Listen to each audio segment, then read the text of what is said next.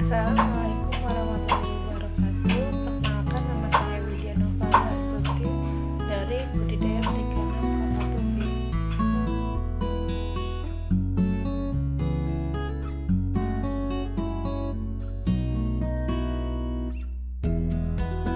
TDS merupakan padatan yang terlarut dalam larutan, baik berupa zat organik maupun anorganik.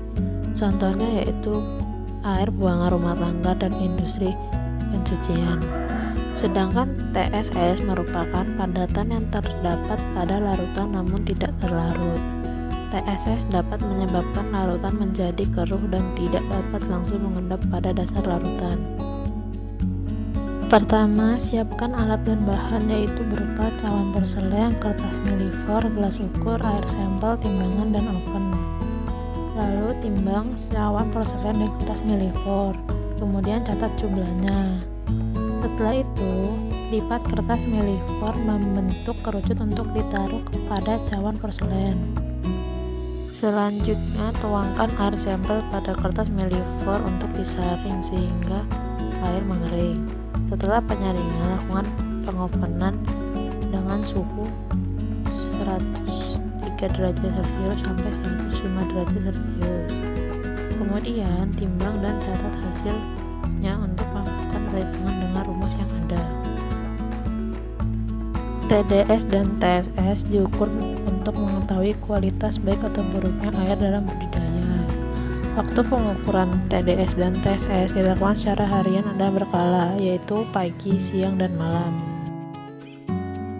Suhu menjadi faktor penting yang berkaitan dengan kehidupan serta tumbuhan di dalam laut. Suhu air yang tinggi akan meningkatkan laju pertumbuhan.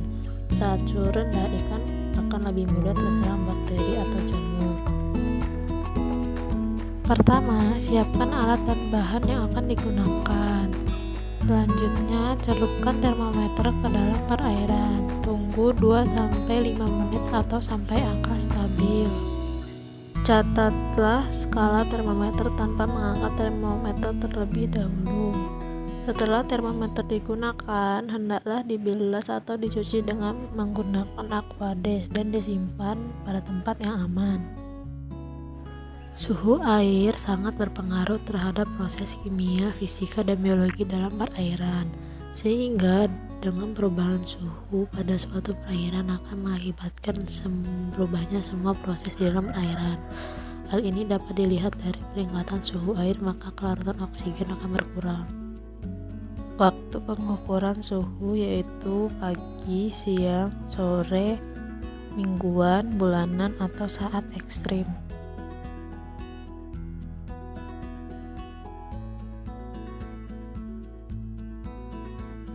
pH adalah derajat keasaman yang digunakan untuk menyatakan tingkat keasaman atau kebasahan yang dimiliki oleh suatu larutan. Pertama, siapkan alat dan bahan. Kemudian, masukkan pH paper ke dalam air sampel sampai kertasnya semua terkena air. Kemudian, cocokkan warna pada pH paper di indikator pH. Berapa jumlah pH pada air sampel. pH diukur karena untuk menentukan kadar asam atau basa dalam air. Nilai pH menyatakan nilai konsentrasi ion hidrogen dalam suatu larutan. Waktu pengukuran pH dapat dilakukan harian dan mingguan secara berkala, yaitu pagi, siang, dan sore.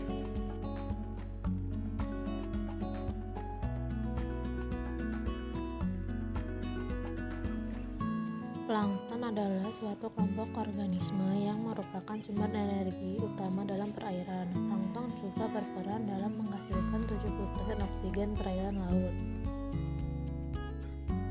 Bakteri berfungsi menguraikan sisa pakan, senyawa organik dari pakan yang terlarut, dan kotoran ikan. Sampah-sampah tersebut dapat mengotori air dan menyebabkan ikan mudah mati.